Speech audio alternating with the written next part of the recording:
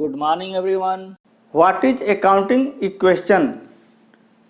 It states that at any point of time, asset of business is always equal to total of its capital and liability.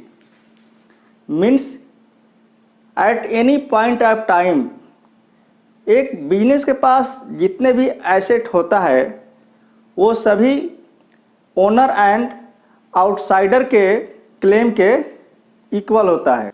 Asset को हम इस mathematical expression में express करते हैं, asset equal to capital plus liability.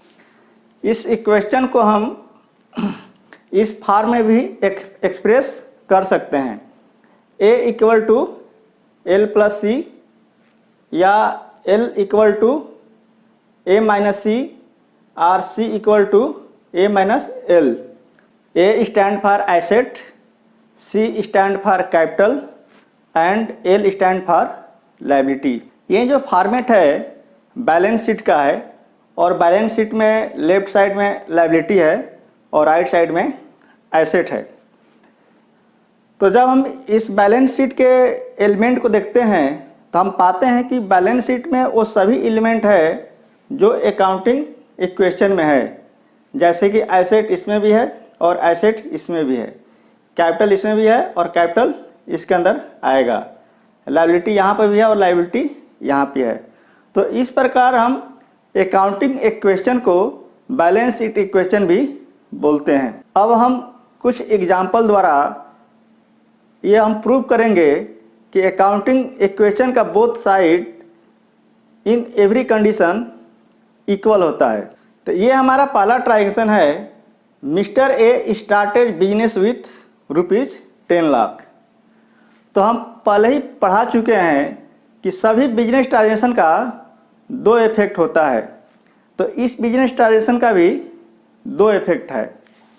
तो इस transaction के पहले इफेक्ट के कारण बिजनेस फर्म में कैश 10 लाख इंक्रीज हो रहा है और कैश जो कि एसेट है, तो इसलिए हम एसेट साइड में कैश को 10 लाख इंक्रीज कर दे रहे हैं।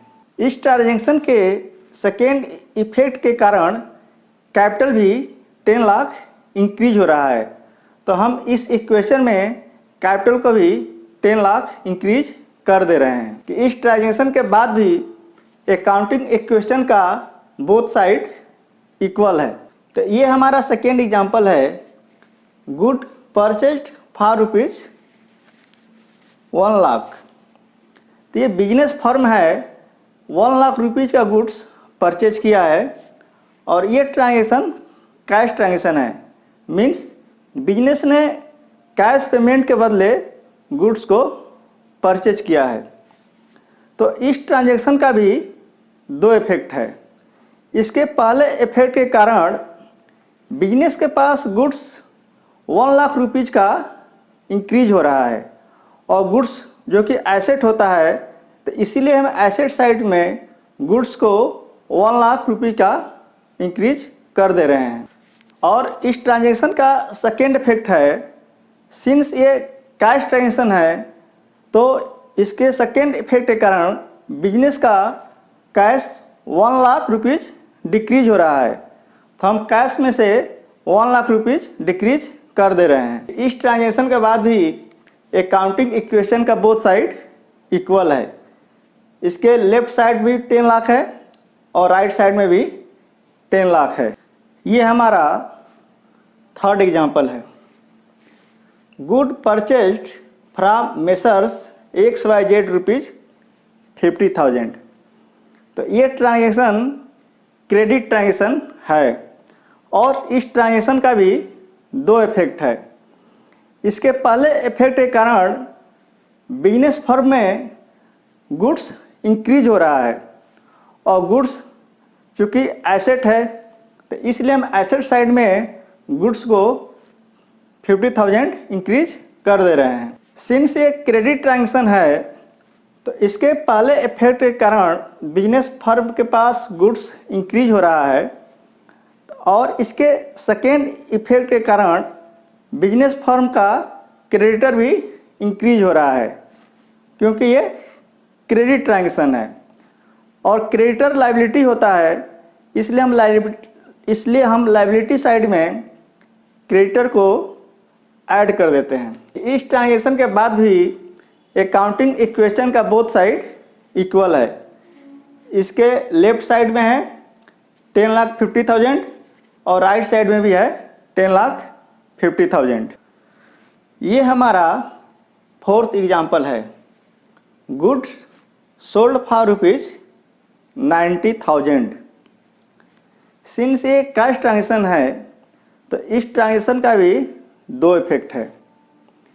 इसके पहले इफेक्ट के कारण बिजनेस फर्म के पास गुड्स 90,000 वैल्यू का डिक्रीज हो रहा है और चूंकि गुड्स एसेट है इसलिए हम एसेट साइड में गुड्स को इस अमाउंट से डिक्रीज कर दे रहे हैं।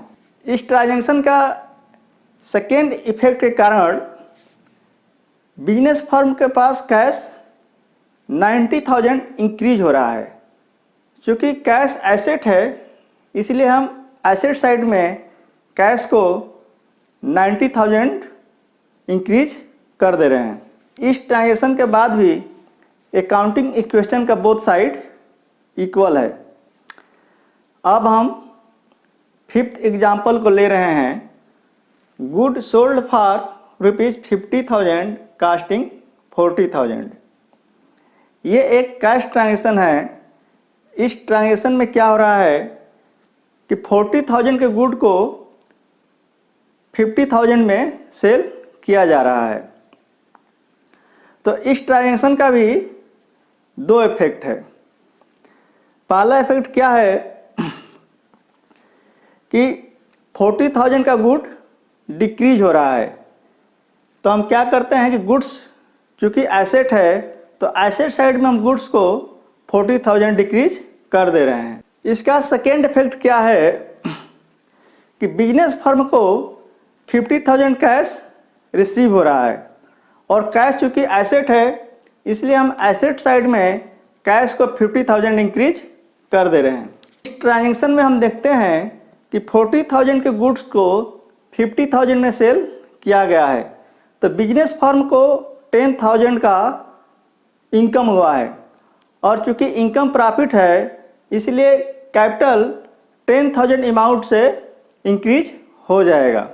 कि फिफ्थ एग्जाम्पल के बाद भी अकाउंटिंग इक्वेशन का बोथ साइड इक्वल है। इसके लेफ्ट साइड भी है 10,60,000 और राइट साइड भी है 10,16,000।